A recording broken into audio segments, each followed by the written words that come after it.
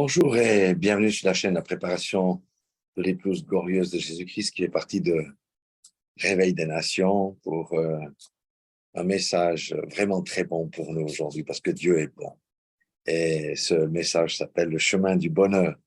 Je vous pose la question, qui n'aimerait pas trouver le chemin du bonheur? Voilà ce que le Saint-Esprit m'a donné ce matin. Nous allons aller dans Proverbes au chapitre 2. Alléluia. Je prendrai la version amplifiée, parole vivante. En fait, c'est une traduction de la Bible qui met plus en lumière les aspects. Pourquoi? Parce qu'elle combine les traductions d'une dizaine de Bibles pour bien comprendre le sens. Et c'est vrai que parfois, il y a des choses qu'on comprend peut-être un petit peu mieux. Alors, le titre de ce chapitre s'appelle « Pourquoi rechercher la sagesse ?» Parce que, évidemment, notre bonheur dépend aussi de ça. Alléluia. Et écoutez bien ce qu'il est dit ici. Ces paroles ont vraiment fait tic dans mon cœur. Je me suis dit, je dois partager cela. Il dit, mon fils, bien entendu que c'est ma fille aussi, hein, si tu accueilles mes paroles, si tu conserves mes préceptes au fond de toi-même, quels sont les préceptes de Jésus-Christ? Il n'y en a que deux. Mets Dieu à la première place dans ta vie et aime ton prochain comme toi-même. Alléluia. Si tu prêtes une oreille attentive à la sagesse, en ouvrant ton cœur à la raison. Ça m'a fait réfléchir. Vous savez que l'homme est aussi fait beaucoup d'émotions et trop souvent, nous ouvrons notre cœur à nos sentiments et à nos émotions qui sont des choses qui sont trompeuses. Alléluia. Et lorsqu'on agit sous le coup de l'émotion, on n'agit pas sous le coup de la raison. La raison ici, c'est sous l'intelligence. Alléluia. Alléluia. Avant d'agir, un peu de réflexion, ça fait du bien. Verset 3. Oui, si tu fais appel au discernement, si tu invoques l'intelligence, combien de fois dans nos vies nous avons besoin du discernement pour discerner ce qui est juste, ce qui est faux, ce qui est de la volonté de Dieu, ce qui n'est pas de la volonté de Dieu, ce qui est de la voix de Dieu et non de notre propre voix ou de la voix du monde ou de la voix de l'ennemi. Nous avons besoin de discernement. Alléluia. Si tu invoques l'intelligence, nous avons besoin d'intelligence. Pas l'intelligence naturelle, mais l'intelligence surnaturelle. C'est à cause de cette intelligence-là que les choses ont pu être, les ustensiles du temple ont pu être réalisés, notamment le chandelier à 7 branches, hein, avec le conduit pour l'huile, etc., qui ont été tirés d'une seule masse d'or.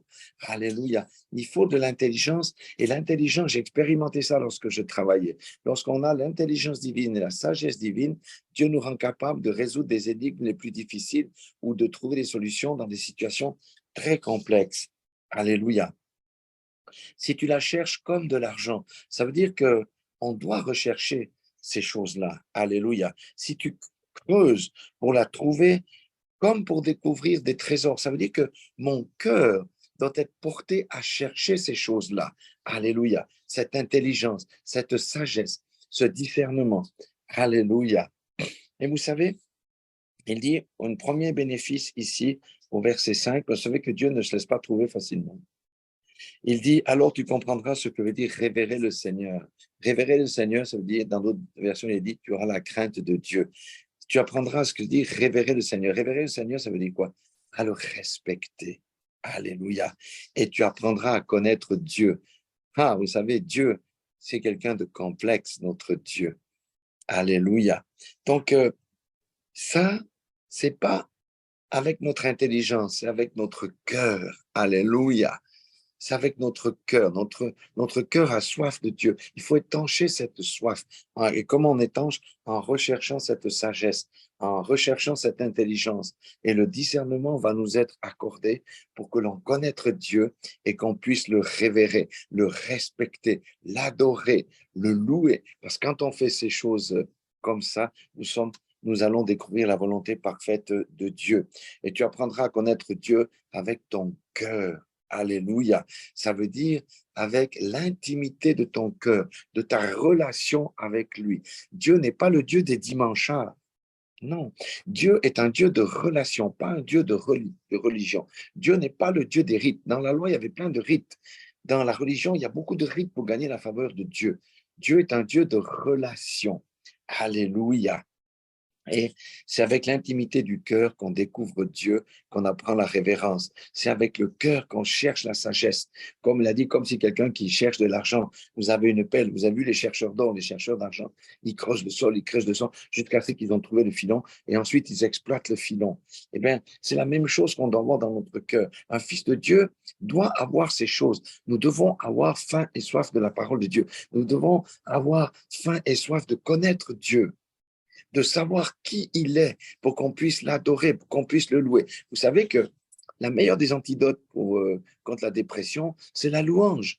La louange, il est dit dans les psaumes que la louange va lutter contre le manteau heaviness en anglais, le manteau de la lourdeur. La dépression, c'est la lourdeur qui est sur quelqu'un. Alléluia. Et le fait de louer Dieu, ça dégage, ça dégage, ça dégage. Mais il faut faire un pas, il faut faire le pas de la foi. Alléluia. Mais nous allons encore voir des choses véritablement merveilleuses dans les versets qui suivent, à partir du verset 6. On va aller jusqu'au 11, y compris, je crois. Il dit, car c'est l'Éternel qui donne la sagesse. Si tu ne cherches pas la sagesse, l'Éternel ne peut pas te la donner. Tu vas rester avec la sagesse humaine. Et on dit que la sagesse humaine est diabolique. Non, c'est la sagesse de Dieu qu'on a besoin. Parce que dans la sagesse de Dieu, il y a la réflexion, il y a le discernement, il y a toutes ces choses-là. Alléluia. Et les paroles de sa bouche donnent la connaissance et l'intelligence. Amen. La connaissance et l'intelligence, ça veut dire les paroles de sa bouche, les paroles qui sont sorties de la bouche de Jésus, qui sont dans les Écritures, vont nous apporter la connaissance et l'intelligence. Mais c'est les deux combinés, ça donne avec la révélation de la parole. Beaucoup lisent la parole et ne comprennent rien. Il faut la révélation de la parole de Dieu. Nous marchons avec la révélation de la parole de Dieu. Parce que la foi vient de ce qu'on entend, mais si on n'a pas la révélation de ce qu'on entend, comment est-ce qu'on peut aller loin avec le Seigneur? Donc, verset 7, écoutez bien, il réserve le salut et les bons conseils aux hommes droits. Le salut, bien sûr, c'est le salut. Le salut de quoi? Sauver de quoi? De la colère au jugement dernier. Alléluia. Hein? Vous savez qu'on n'a que deux chemins. Le chemin étroit qui mène à la vie éternelle, le chemin large qui mène à la perdition. Il y en a beaucoup qui cheminent là, mais sur le chemin étroit, il y en a peu qui le trouvent. Alléluia. Mais il y a aussi le salut immédiat. Ça veut dire, nous sommes sauvés des circonstances, sauvés des situations difficiles, sauvés de la maladie, de toutes ces choses. Alléluia. Parce que vous savez, dans cette vie, notre vie n'est pas un long fleuve tranquille. Nous avons l'ennemi qui veut notre peau, nous avons notre corps qui est déchu et qui de temps en temps a des ratés de fonctionnement. Vous savez, c'est comme un moteur de voiture. Un moteur de voiture qui est neuf, hein, c'est comme quand on était en Éden. Mais aujourd'hui, on est un moteur avec 200 000 kilomètres. De temps en temps, il faut changer les pièces. Mais nous sommes sauvés de ces choses-là. Vous avez vu mon témoignage. Dieu m'a sauvé 4 fois de la mort. Pourquoi? Parce que j'ai une destinée, parce que je lui appartiens, parce que je le cherche. Dieu nous préserve des mauvais coups de la vie. Il dit, réserve le salut et les bons conseils aux hommes droits. Le Saint-Esprit qui nous a été laissé va nous donner les bons conseils. Comme il nous donne la sagesse, il nous donne le discernement pour savoir où nous devons aller, ce que nous devons faire. Comme un bouclier, il protège ceux qui mènent une vie irréprochable. Amen. Dieu est notre bouclier. Dieu, notre refuge, notre forteresse. Il est un bouclier qui nous protège des coups de la vie, qui nous protège des coups de l'ennemi, qui nous protège. Un bouclier. Vous savez que l'ennemi jette sur nous, il a un arc, hein, pour jeter sur nous des traits enflammés. Amen. Nous avons un bouclier. C'est le bouclier de notre foi, mais Dieu nous protège. Nous avons une herse de protection autour de nous. Et on ne sait même pas, des fois, que Dieu nous a préservés. Vous savez, des fois, Dieu nous fait changer d'avion. Ma femme a raconté son témoignage. Eh bien, elle a failli mourir dans un crash d'avion. Tout le monde a cru qu'elle était décédée quand il y a eu le crash d'avion. Sauf que la veille, euh, au Cameroun, un de ses cousins qui était dans l'armée, il rentrait avec un avion de l'armée à Yaoundé et elle a pris cet avion, mais elle a informé personne. Et le lendemain, son avion de ligne qu'elle a dû prendre s'est crashé et tout le monde est mort. Dieu nous protège, c'est une réalité. Nous avons une herse de protection. Des fois, Dieu nous fait rater un train ou nous fait passer par un autre chemin pour éviter quelque chose. C'est ça. Vous savez que nous avons des anges qui nous protègent. Alléluia. Comme un bouclier, il protège ceux qui mènent une vie irréprochable. Il préserve ceux qui marchent droit et font ce qui est juste. Amen. Il veille sur la route de ceux qui l'aiment. Quelqu'un qui aime Dieu, sa vie va être comment? Va être dans la lumière, pas dans les ténèbres. Quelqu'un qui aime Dieu, sa vie va être conforme à ce que la parole de Dieu demande. Maintenant, nous savons que nous sommes revêtus de la sainteté, mais c'est la sainteté de Christ, parce que Dieu nous voit au travers du manteau de Christ, puisque nous avons revêtu Christ. Mais comme nous sommes dans un corps de chair, nous avons à faire notre part. Job était considéré comme un homme intègre, un homme droit, un homme sans fraude. Qu'est-ce que ça veut dire? Marcher, comme il dit ici, ceux qui mènent une vie irréprochable. Ben, la vie irréprochable, ça veut dire je ne marche pas comme les païens. Je ne recherche pas les choses du monde comme les païens. Dieu n'est pas contre faire la fête, mais quand la fête conduit à l'immoralité, à la débauche, ce sont des choses que les païens font. Alléluia. Une vie irréprochable, ça veut dire sans fraude. Je ne triche ni les impôts, ni mon voisin, ni les autres, avec un esprit tordu pour gagner de l'argent sur le dos des autres. Point de fraude. Jésus n'a jamais fraudé. Il a dit, rendez à César ce qui est à César. Alléluia. Ceux qui marchent droit, ça veut dire que nous gardons, nous continuons à marcher sur le chemin étroit. Parce que vous savez, ceux qui marchent droit n'ont plus toutes les convoitises qu'on a dans le monde, parce que la convoitise amorce le péché, et lorsque la convoitise se transforme, eh bien le péché arrive. Nous sommes sortis de ces choses-là. Vivre une vie sainte, ce n'est pas au sens saint de Dieu, parce que personne ne peut atteindre la sainteté. Nous avons la sainteté de position en Christ, mais le Seigneur nous demande de marcher aussi correctement dans notre vie. Si je marche correctement, je la boucle. Ça veut dire je cesse de médire mon frère, je cesse de médire ma sœur. Je tiens ma langue en bride. Marcher correctement, c'est marcher dans la lumière, c'est dire la vérité. Le mensonge est exclu de notre vie. Non seulement je dis ce que je fais, mais je fais ce que je dis, parce que beaucoup disent ce qu'ils font, mais ils ne le font pas parce que leurs actes ne sont pas en adéquation. Jésus a appelé ça des hypocrites. Et vous voyez, ici, il dit, au verset 8, il préserve, comme je l'ai dit, ceux qui marchent droit et font ce qui est juste. Il veille sur la route de ceux qui l'aiment. Ceux qui l'aiment font les choses qui correspondent à la nature de Dieu, parce que nous avons été créés à l'image de Dieu. Nous avons la nature de Dieu. Jésus avait la nature de Dieu en lui. Alléluia.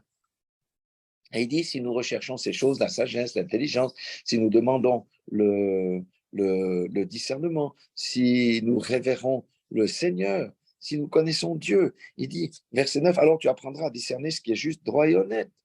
Amen, nous avons besoin du discernement pour notre marche. Alléluia. Et tu sauras en tout temps prendre la bonne décision, celle qui mène au bonheur.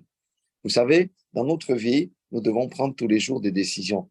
Et regardez dans notre vie, des fois, combien on peut se planter. Moi, je me suis planté plusieurs fois. Ça m'a amené dans des chemins d'égarement qui m'ont coûté cher.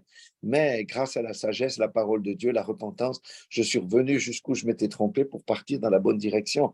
Donc, si nous écoutons la voix du Saint-Esprit, il dit ici, et tu sauras en tout temps prendre la bonne décision. Il ne faut pas prendre des décisions selon nos émotions. Parce que le diable, qu'est-ce qu'il veut faire? Il veut nous faire prendre des décisions à court terme, mais qui auront un fruit catastrophique à long terme, à cause de nos émotions. Et le Seigneur a dit, non, non, non, non, ne suis pas ton cœur, cherche la raison et l'intelligence et le discernement. Et l'ennemi va nous dire, va à droite, alors que Dieu dit, non, non, non, c'est pas à droite, tu dois continuer tout droit, ou tu dois aller à gauche. Et il dit, celle qui mène au bonheur. Alléluia. Qui est notre modèle? C'est Jésus-Christ.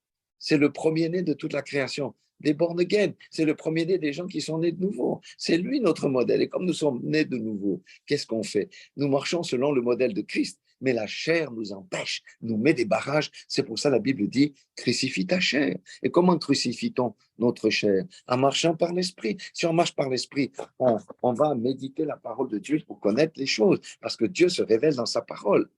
On va solliciter le Saint-Esprit dans les décisions difficiles. Et même dans les décisions simples, lorsqu'on se met à disposition du Seigneur en disant, Seigneur, aujourd'hui, je me mets à ta disposition. Trouve-moi une âme où je peux rendre ministère, je peux témoigner de toi, je peux prier pour la personne. Et le Seigneur va le faire. Pendant des années, j'étais un bon dimanche, j'allais au culte le dimanche, je croyais que moi, c'était bon.